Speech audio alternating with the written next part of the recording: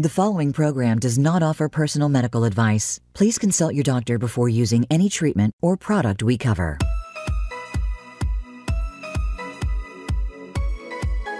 Welcome to GoToHealth Radio with your host, Jonathan Marks.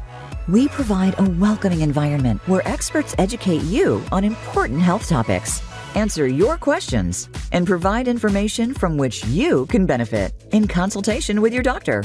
And now, here is Jonathan Marks. So I'll bet those of you who are listening or watching today have known somebody who's had difficulty getting pregnant, or maybe they've gone through a number of miscarriages, and it's such a difficult path, and it can really cause a lot of pain and distress. I'm talking with somebody today who's got a wonderful solution for this. And if you know somebody who's having trouble, or you yourself are having trouble, I highly recommend our guest to you today. Her name is Gabriela Rosa. She's a naturopathic doctor and a master's in public health. She's the founder and director of the Rosa Institute, an organization dedicated to improving clinical results and advancing scientific knowledge in reproductive medicine to help couples create healthy babies despite previous challenges. Since 2001, Gabriela and her team of clinicians blend evidence-based science into a holistic, supportive, and education-focused approach to fertility treatment. Her unique Fertile method is shown to deliver an over 80% live birth rate. That's incredible. An 80% live birth rate for couples who have previously experienced infertility and miscarriage, as well as previously failed treatments. Gabriela and her team have now provided reproductive education and empowerment to over 140,000 couples in more than 110 countries worldwide. That is every continent on this globe.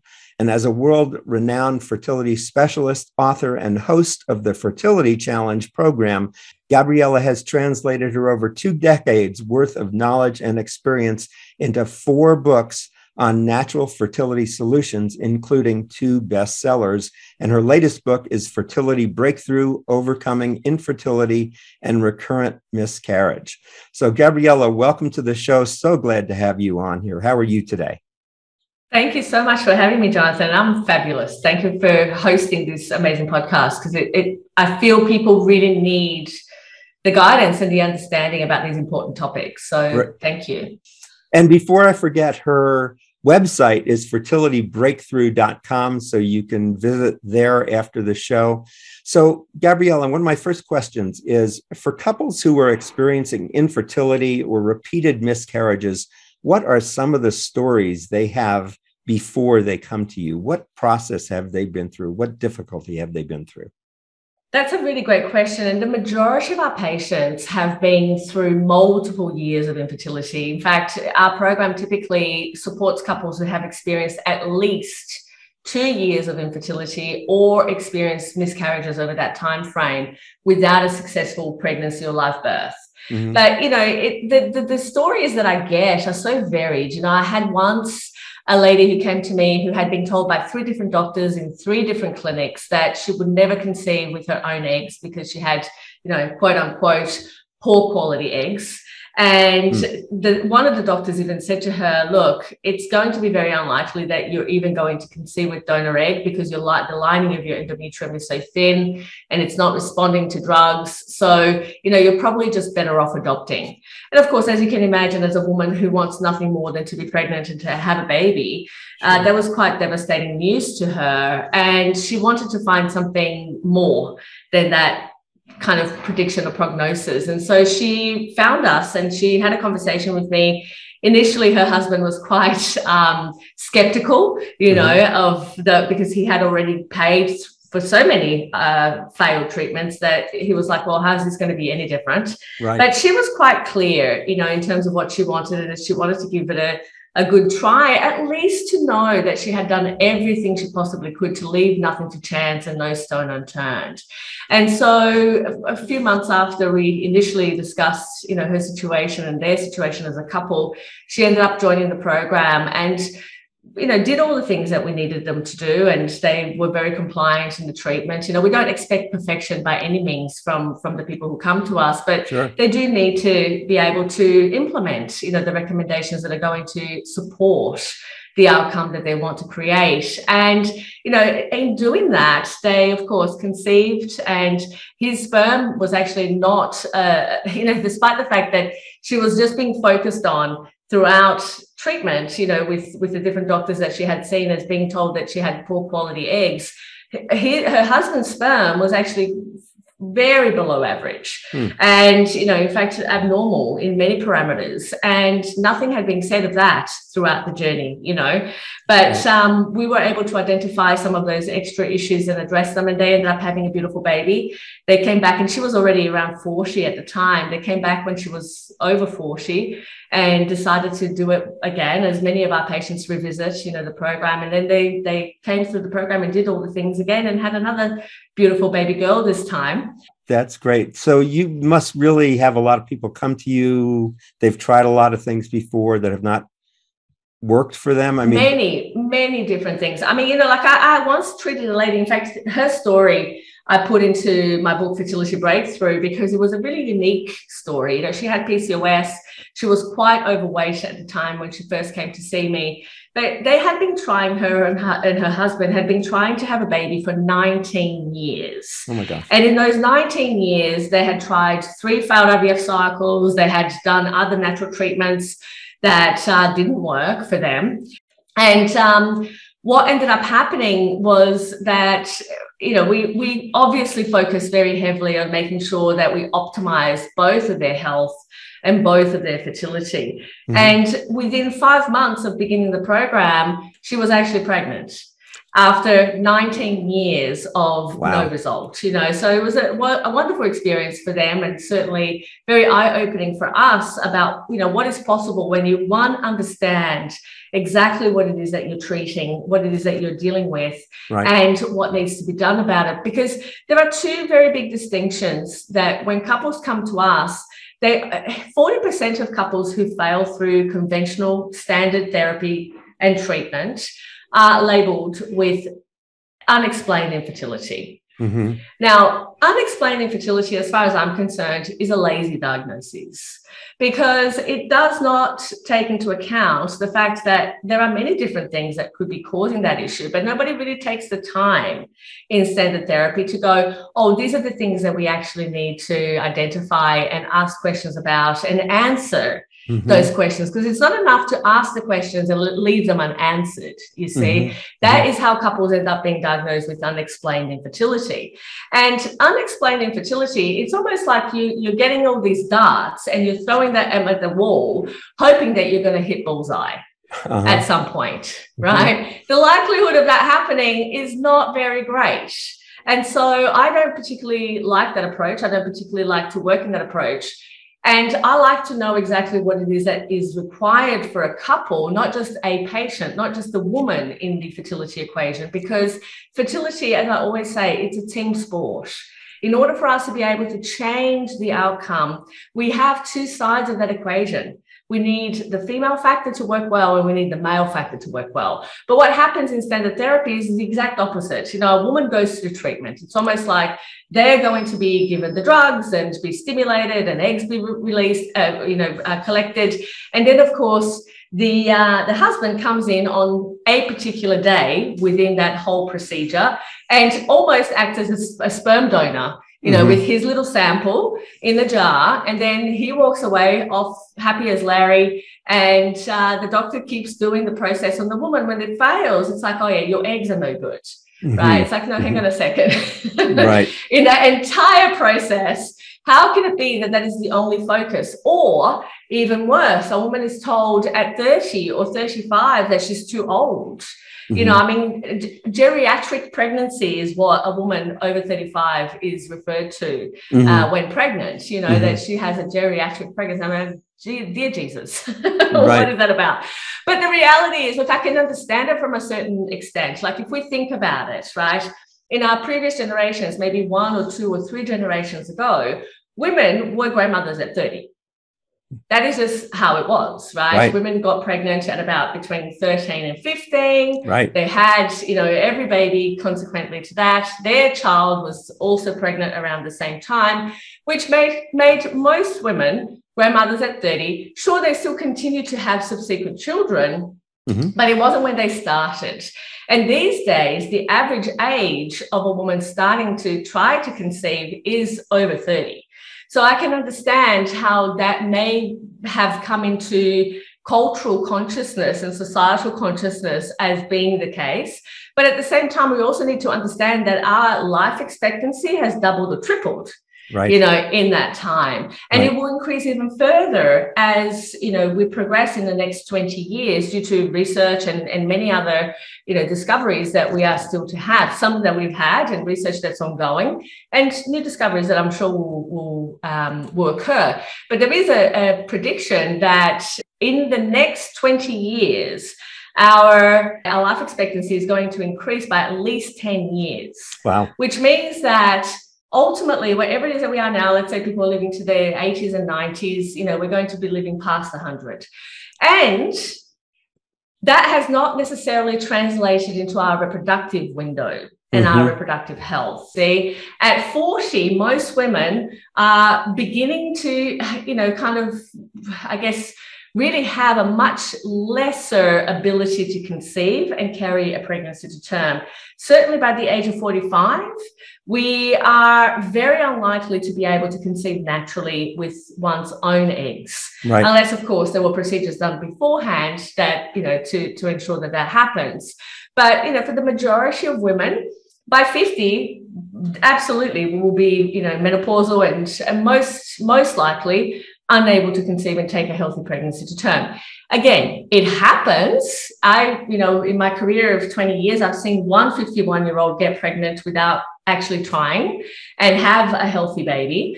But it's not the common thing. It's not the thing that happens. But if you think about it, that, a woman will have, let's say in this day and age, from 20-something, because most women want to focus on their careers and want to focus on, their studies these days and do other things with their lives. Let's say that from about 25 to the age of about 40, 42, 43 is our reproductive age and our reproductive window. And the fact that we're going to be living for more than 50 years after that tells us that, it is a little bit of an imbalance that happens in life that is still to be rectified. There is definitely some interesting research going on right now that could potentially extend female fertility beyond that age, but it's still very preliminary, and there's still a lot of further research that's going to be required in order for active interventions to be developed, for the benefit of population. Before I ask this next question, I want to make it clear that, Gabriela, your entire business is virtual, isn't it? You're working working with, and I'm not going to say women, you're working with couples all over the world. Yeah. And this really is as you say, a team sport. I like that analogy there. So guys, if you're listening, you need to expect to give more than just a sample if you come to see Gabriela.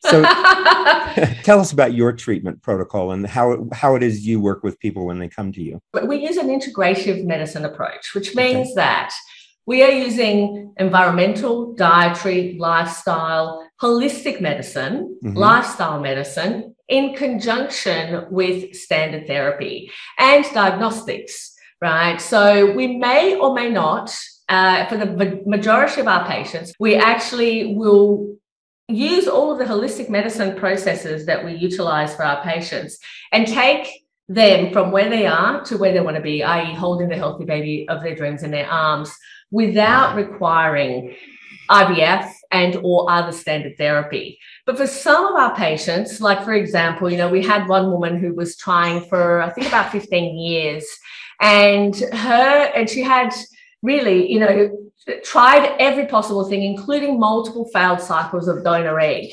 And her and her husband they knew that they really wanted to have a baby, and they wanted to do everything they possibly could to increase their chances of that working. And they found us much later in life, and they knew that they were going to use donor egg for that purpose of having a baby. And we put in place all of the things that we would put in place for all of our patients, really looking at all of those different aspects and variables that we can modify. And we also utilize donor egg. So last year, she had, at the age of 58, a beautiful baby girl. In that process, after many, many years of failed treatments and failed donor egg cycles and, major things that didn't work for them. Right. So we will blend therapies where necessary. We will blend treatments where it's required, but we will always start by looking at what are the modifiable risk factors to disease and to outcome that we can leverage. What are the levers we can pull and play with that will give us a different result? And when we find why we have this problem, what is the root cause of the problem, we then focus on addressing those issues. So to kind of give you a high-level overview, I always talk about the fact that fertility, infertility, recurrent miscarriage, it's an end result. What we see when we, are able to say, oh, somebody's infertile or I've had recurrent miscarriages, we're seeing an outcome of a biochemical chain reaction that starts much, much sooner, all the way, kind of up here, so to speak, right, of that kind of, transition. And in between, there will be obstacles to optimum fertility. There will be minor factors, as I call them, that will play a role, whether it is that we have poor sperm parameters or we have low ovarian reserve, or we have egg quality issues, which some women do have, or nutritional deficiencies, or whatever it is, right? Any imbalance in biochemistry that is leading to the outcome that we have, we need to be able to understand what they are so that we can change that result. We can change that outcome to create something different, which is what we want, right? So in terms of a process, we are very systematic and very methodical in looking for where are the gaps and where are the places of opportunity, so that we may bridge those gaps and create pathways through those biochemical channels that are going to give us a different outcome and a different result. So there is no one size fits all approach in the way that we treat. Yes, there is a framework. We start at the top and we go through and we make sure that we rule out all the things that we need to understand and all the things that we need to know. Right. And that most importantly, we answer those questions that we ask and we understand what questions we need to ask. But at the end of the day, it's going to depend on what presents in front of us and what we find as well as a result of going through that process. Because sometimes we might start with a picture and we'll end with a completely different picture that we did not understand was even present in that case until we began the process. So that's really what it entails. It's being very process focused around biochemistry, but then really having a very foundational support on the emotional component of this journey. Because for so many couples, this, as you can imagine, Jonathan, infertility is something that is highly stigmatized. It is highly emotional. For a couple who wishes to have a baby, it is their entire focus for so many years. And they keep being told, you're running out of time, and they're doing all the things that they know and that they can, and still they're getting nowhere. So it becomes a highly stressful situation for a couple who truly wants to have a baby. So we need to also take into account those heavy and high emotions that are likely to be present as part of the process, so that we can mitigate the effect also of stress on biochemistry and address, the quality of life of a couple going through this very challenging journey. You mentioned diagnostics. So if I'm living in, let's say, Florida, and you're headquartered in Australia, how are diagnostics handled? Yeah, absolutely. Great question. So the way we do it is quite simple. We go through first and foremost and figure out exactly what's required.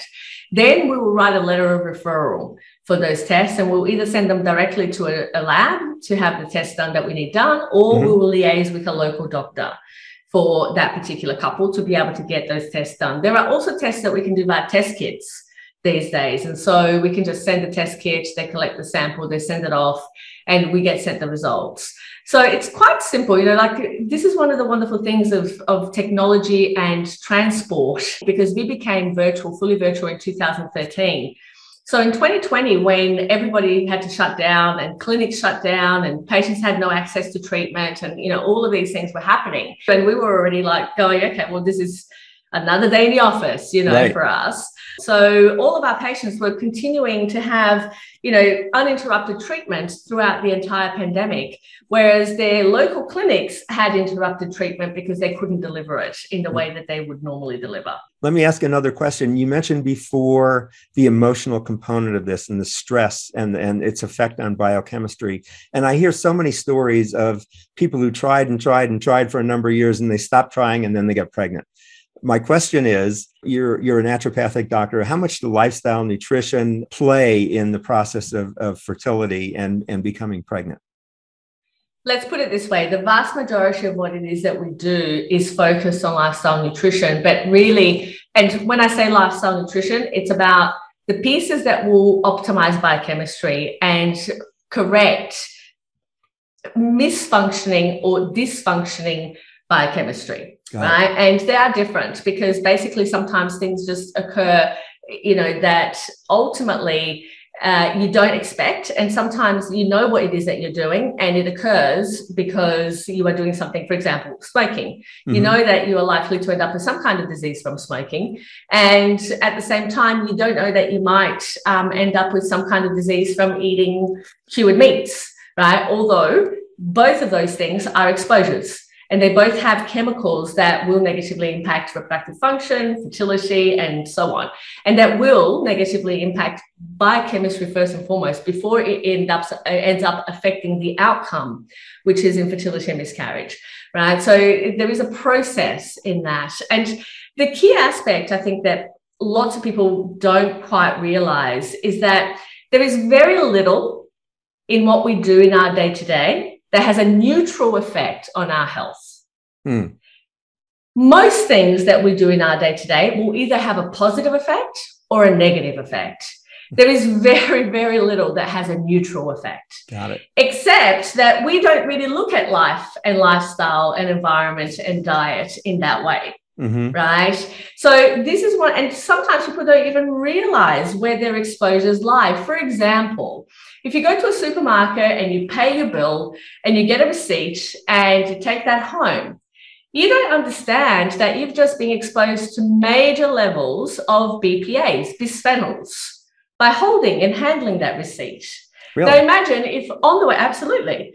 Now imagine if on the way to the food to your house from the supermarket, you end up at the food court. So you go to the food court and you handle your food without washing your hands, which, incidentally, I've seen many people do.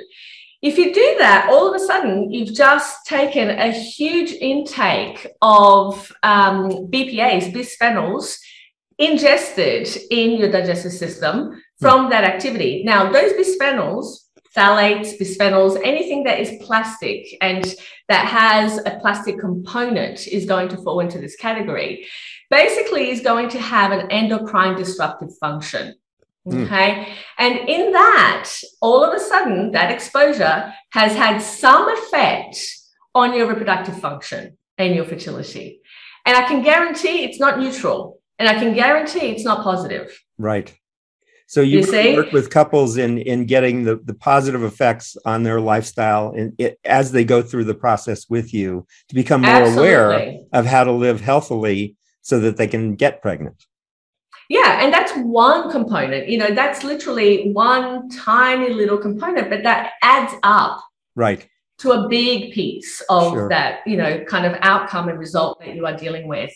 But, so it's really looking for and addressing and understanding all of the places where this might be happening, because it might be happening in a test result that you've had and that the doctor says, oh yeah, all of your results are normal. And you think nothing more of it because you've just been told that all your results are normal. And then we go and we look at it and we have a look at a thyroid function test.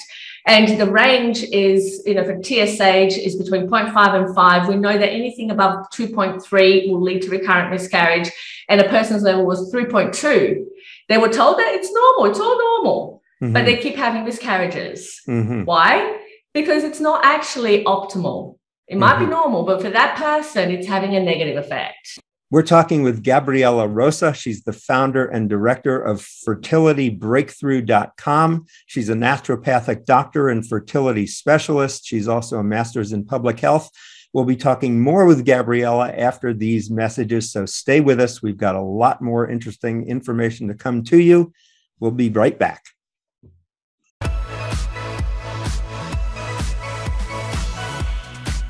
You are listening to GoToHealth Radio. To reach Jonathan Marks or his guest expert on the live program, call in to 1-866-472-5788. That's 1-866-472-5788. You may also send an email to jonathanmarks@gotohealthmedia.com.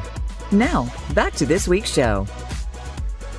So welcome back to Go to Health. We're talking with Gabriela Rosa of FertilityBreakthrough.com. She's a naturopathic doctor and fertility specialist.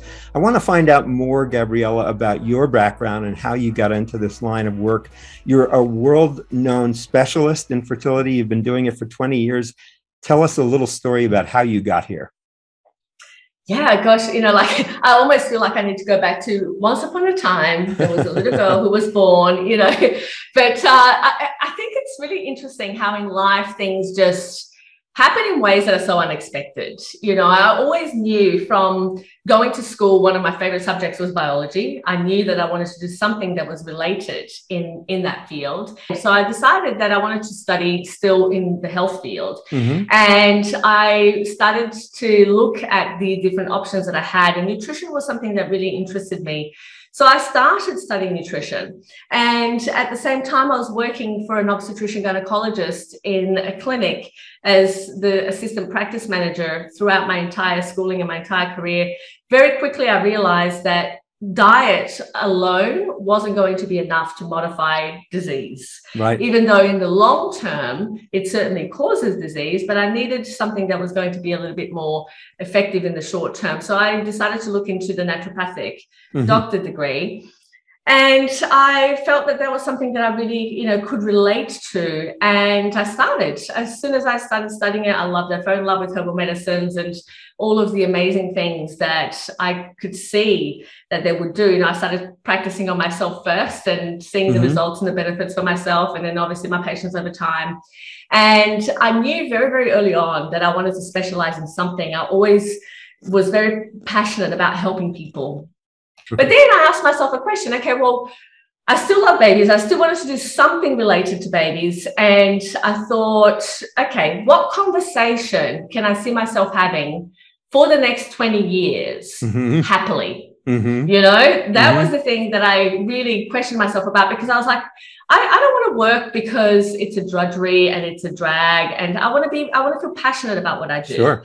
And so what conversation can I still feel myself or see myself being passionate about 20 years on? And clearly I don't have to tell you that this is the one, because I still am so passionate about it, over 20 years on now. But that's how I decided to really kind of focus everything that I was studying and everything that I was doing, into it. Then in 2010, which was about a decade after I graduated, I decided to do a master's in reproductive health and human genetics.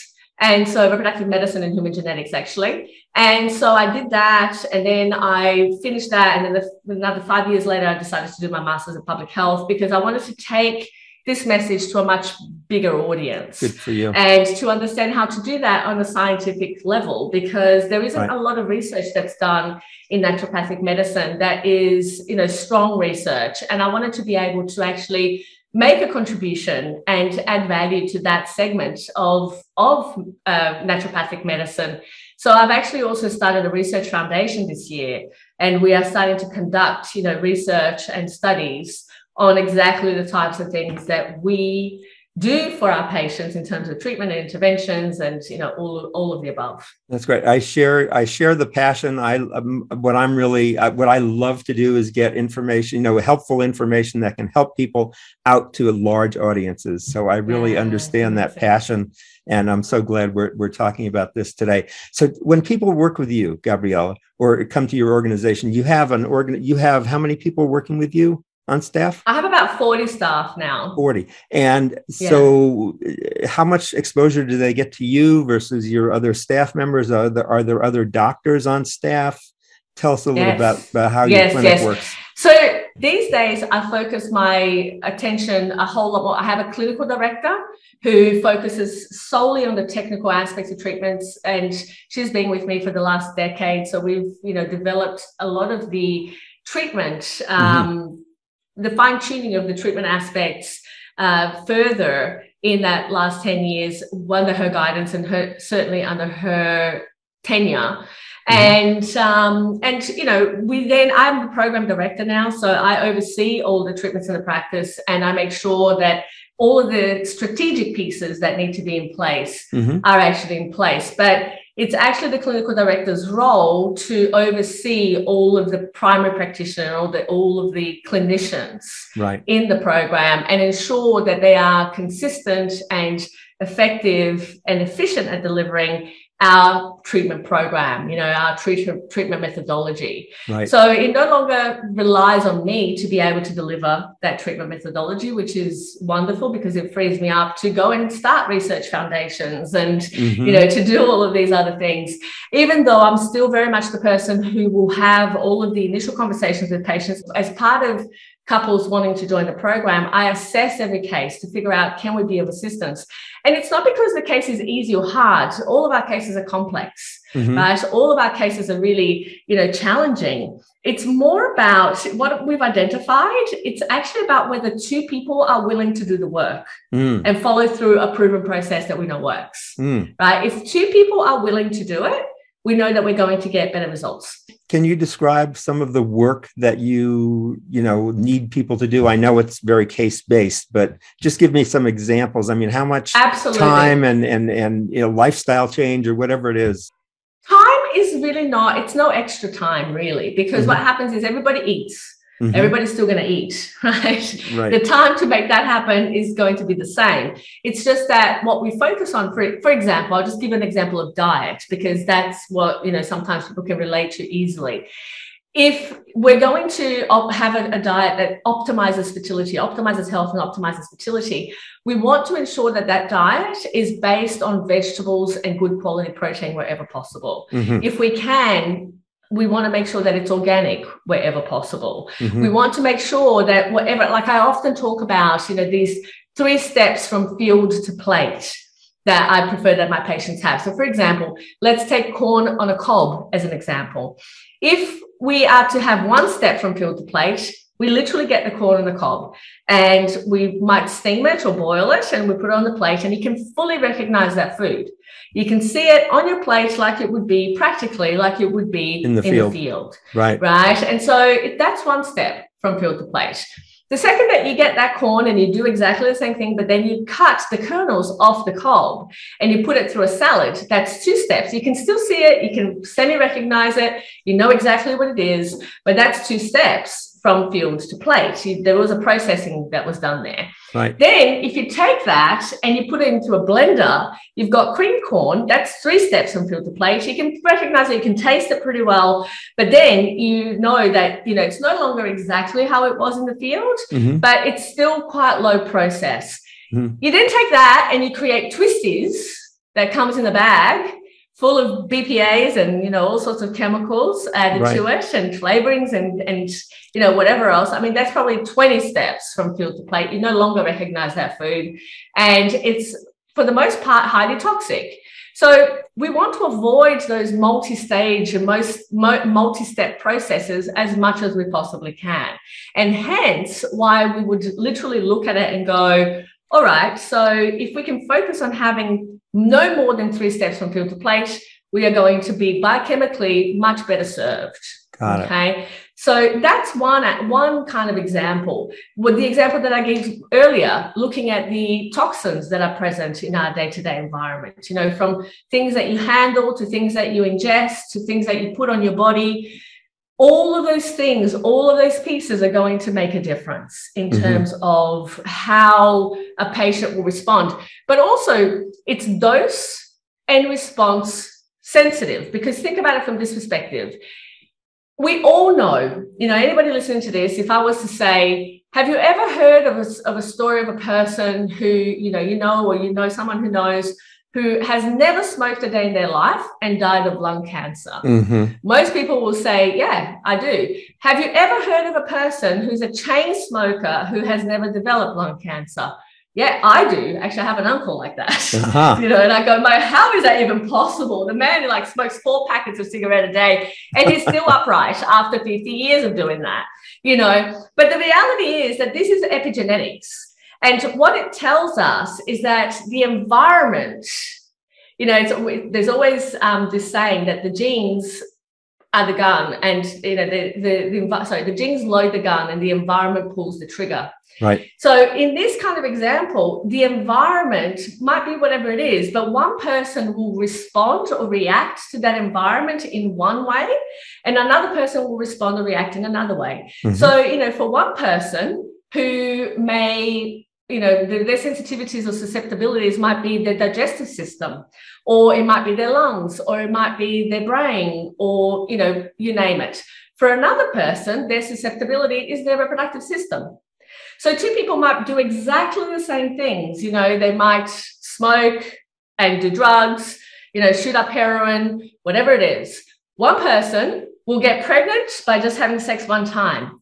Another person will basically develop, whatever kind of other disease as a result of that, right? So it's not the same for every person how they're going to actually respond to an exposure. And that's what most people often, when it comes to challenging fertility kind of situations or difficulties, they feel like, why is it that I have to do all of these things and make changes to my day-to-day, to my lifestyle, to what I do, and to get pregnant when my sister, my uncle, my, grandmother, whatever, they didn't do any of these things and they got pregnant. Right. Well, this is why. Right. Because your body is responding differently to, how their body is responding. And personally, for my patients, I say this to them all the time. I say there is absolutely 0 point in comparing yourself to those people. Because if you were those people, you would have already been pregnant and nothing, we wouldn't be having this conversation. But you're not, which means that we need a different approach for what's going on for you. Mm-hmm. And we can make that approach be extremely effective if we actually understand what it is that your body needs versus what their body needed.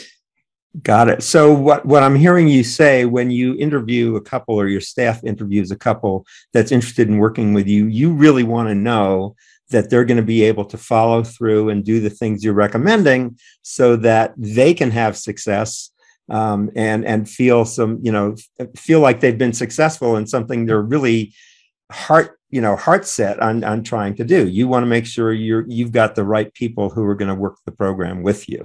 Yeah, absolutely. But, what I find, Jonathan, is that it's much more about willingness than ability. Because what happens is that when a person is willing to learn and to make adjustments and to adapt, it's seamless. Right. We get in there, we do what we need to do. If they resist, if they're unwilling, if, they feel like this is not what they want to do, it's always a pain. It's like the story of Sisyphus, the man who was condemned for the rest of his life to push the big boulder up the hill, only to get up there and it rolls all the way downhill again. Right. So that's what I don't want to do with my life. Right. I don't blame you. In onboarding people into my program that are going to be Sisyphus, in my life. Right. So I prefer to talk to people and, kind of get people into a process they are willing to make part of their life because they know that it's going to benefit them.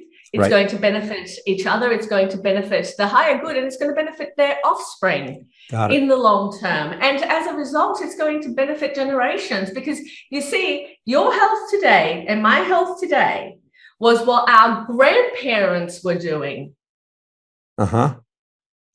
And that genetic imprinting that gets passed through generations is going to actually make a huge difference to a person's life and susceptibilities and, health in the long term in multiple subsequent generations. So, just to think about it, that, I was in my grandmother's womb when my mom was in her womb. Right. Women are born with all the eggs that we will ever have. So you were in your grandmother's womb when your mother was in her womb. It's that kind of understanding that we need to have, that we're not doing this just for us. We're doing this for our children and for our children's children and for their children's children. Right. So I want to play up a couple of things here that you've talked about, which are, we have our genetics, but our genetics do not determine our future, right? It's really what we do with our genetics and what you call the epigenetics, which is kind of the environment that you're in and the lifestyle you're living. And knowing that has an effect on the health of your health. You want to know that you're working with people, and you made another distinction, which is important. They may, their ability may not be there when you begin with them, but you want to know that their willingness is there so that you and they are not rolling the stone uphill. Absolutely. Because then, and they have to be on the same page, both partners, because again, fertility is a team sport. Both partners have to be on the same page about the fact that they don't have to be on the same line of the same page, but they have to be in the general same page. Right. Because otherwise, if one person is on page 1 and the other person's on page 203, we're going to be having, there's going to be a lot of issues. Good. Right. So we want them to be on the same page and that they're willing to actually project together towards the place that they want to go, as opposed to one holding the other up or sabotaging the process, or just, overall not actually being helpful in helping a couple achieve the outcome that they want combined together. So we're talking with Gabriela Rosa. She's giving us a wonderful exposition of the kind of services that she provides for people who are having trouble with fertility or miscarriages. I highly recommend you get in touch with Gabriela. We'll be talking about that in our next segment, so stay with us, how you can work with her clinic. It's fertilitybreakthrough.com. Stay with us. We'll be back in just a minute.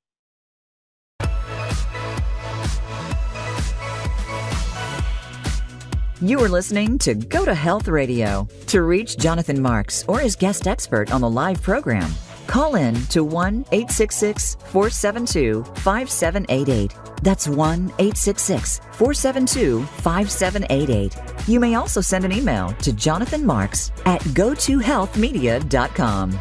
Now, back to this week's show. Okay, this is Jonathan Marks. We're back with Go to Health, and we're talking today with Gabriela Rosa. She's a naturopathic physician. She's a fertility specialist and also a master's in public health because she wants to get her word out to larger audiences. Good for you, Gabriela.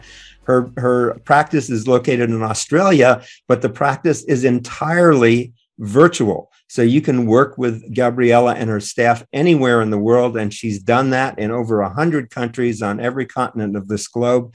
Gabriela, welcome back. What I want to talk about in this last segment here is how people can get engaged with you.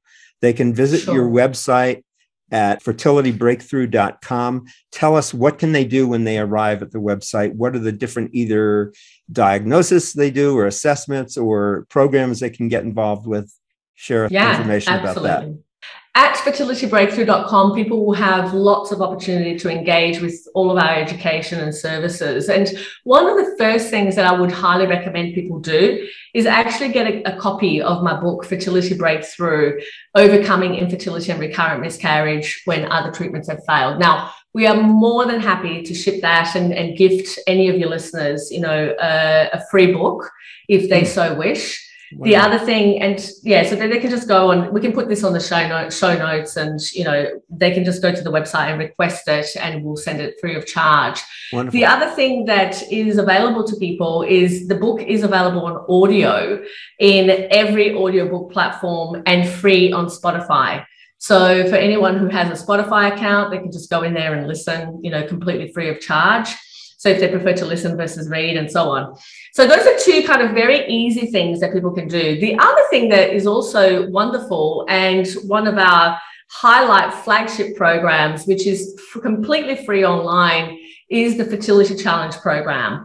The Fertility Challenge is the program that has now taken over 140,000 people in more than 110 countries through. Wow. And it's a 12-day event that, literally every single day I'm guiding people through, specific pieces of education and a task that they can do and implement straight away to begin optimizing their fertility over a 12-day period. So it's a wonderful, wonderful event for people to get, understanding, but also to be able to start to implement things that are going to help them and their outcome. So those are free options and things that people can participate in. There is also a fertility diagnostic test score, which is something that they can access on our website. I often talk about the fact that what people don't realize is that at peak fertility, a couple has an average of 3 months time to pregnancy.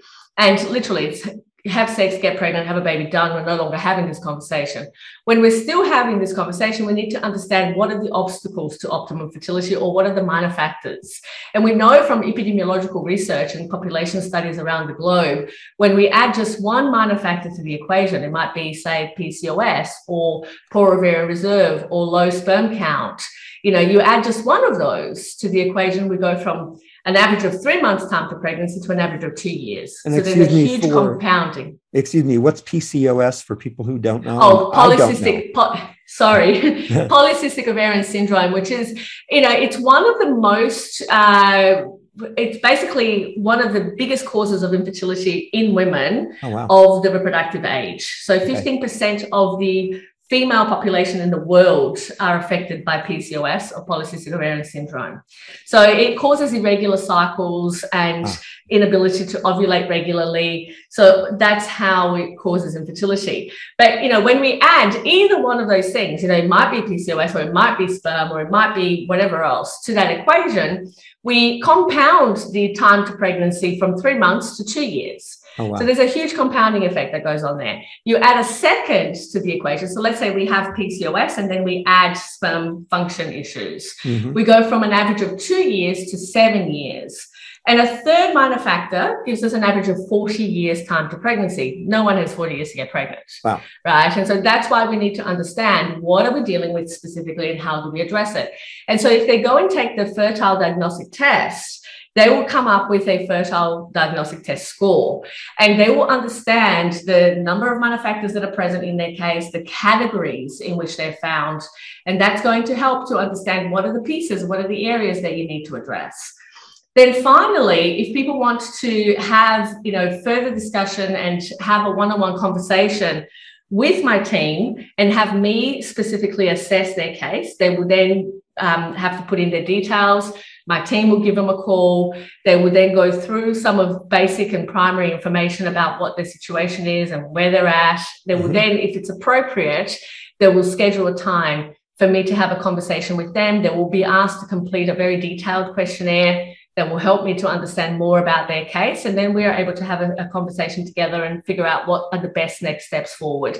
And, I don't offer a place in the program for every couple I speak to. Sometimes it's not appropriate and they need to do something else, and I will then guide them accordingly. But for the people who I feel and they feel it's a good fit for us to work together, then we can start that discussion on how to move forward from there.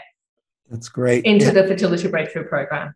And in the Fertility Breakthrough Program, how long a program is that? Did you say how many days? We see that in the Fertility Breakthrough Program, we have noted that we take babies home anytime from between, on average, 16 to 36 months of beginning the process. Keeping in mind that we have a 9-month pregnancy in there. So, we haven't yet figured out a way to hack that one. That's how long that one takes. The preparation can be anywhere between 6 months or so.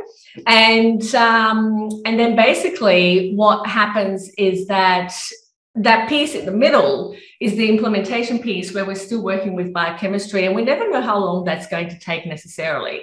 Because sometimes we find things that it takes longer to treat, or that we need to have, kind of more, we have to add things to be able to really make an effective difference. But, it's between 16 to 36 months is a good average. The vast majority of our patients will be pregnant within 12 months of beginning the process. Wow. Isn't that amazing? And they might have come to you.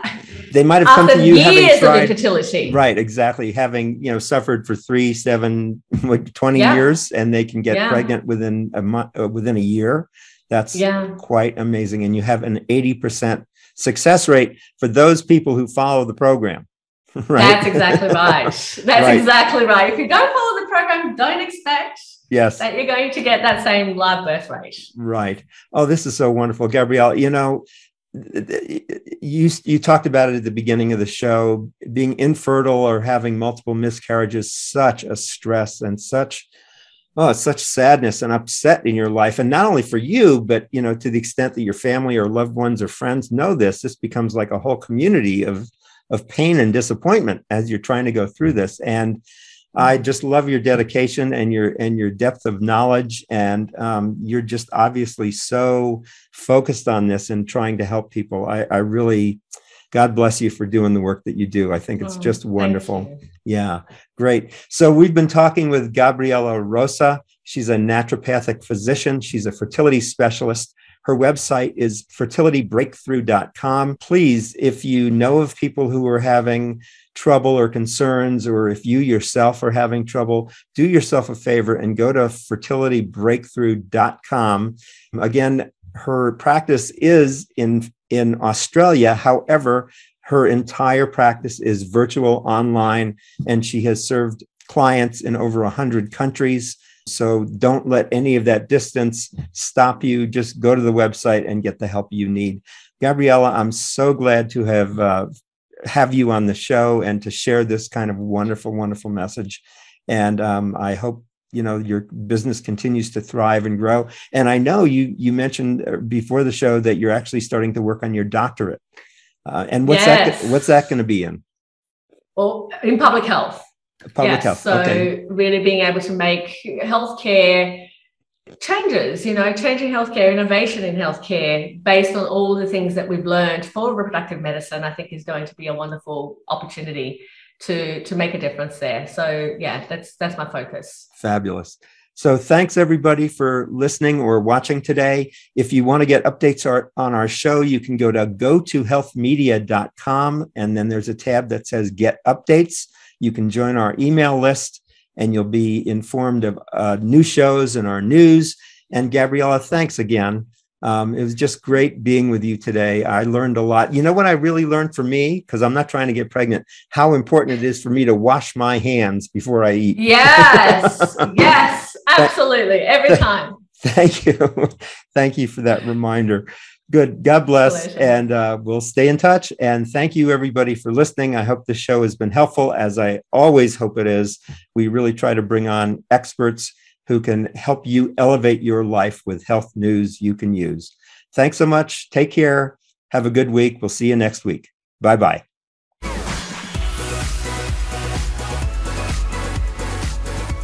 Thank you for tuning in this week to Go to Health Radio. Be sure to join Jonathan Marks and another health expert next Wednesday at 3 p.m. Eastern Time and 12 noon Pacific Time on the Voice America Variety Channel. You can also catch the program on your favorite podcast platform. Until our next show, be sure to visit us on the web at GoToHealthMedia.com and elevate your life.